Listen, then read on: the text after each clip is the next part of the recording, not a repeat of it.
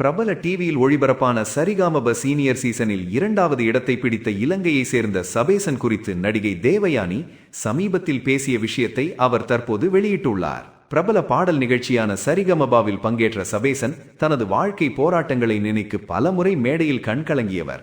வாழ்க்கையில் இதுவரை பெரிய வெற்றியை காணாத அவர் அந்த உணர்ச்சியோடையே பாடி 2வது இடத்தை கைப்பற்றினார். சரிகமப நிகழ்ச்சி மூலம் சென்னை மட்டுமல்லாது இலங்கை ரசிகர்களின் மனதையும் சபேசன் கவர்ந்தார். அவர் பாடும் பாடல்களிலும் பேசும் வார்த்தைகளிலும் வெளிப்பட்ட உணர்ச்சிகள் ரசிகர்களை வெகுவாக பாதித்தது. ஆனால் சிலர் சபேசன் அனுதாபத்திற்காகவே அழுதார் என விமர்சித்தனர். இதற்கிடையே சரிகமப செட்டில் நடிகை தேவயானி சபேசனுக்கு வழங்கிய அறிவுரை தற்போது வெளிச்சத்துக்கு வந்துள்ளது. டாப் 3 போட்டியாளர்களில் ஒருவரான சபேசன் கூறுகையில், நான் எந்த இடத்திலும் அனுதாபத்திற்காக அழவில்லை, வாழ்க்கையில் வெற்றியை பார்க்காத வேதனையால் தான் கண் கலங்கினேன் என்று தெரிவித்துள்ளார்.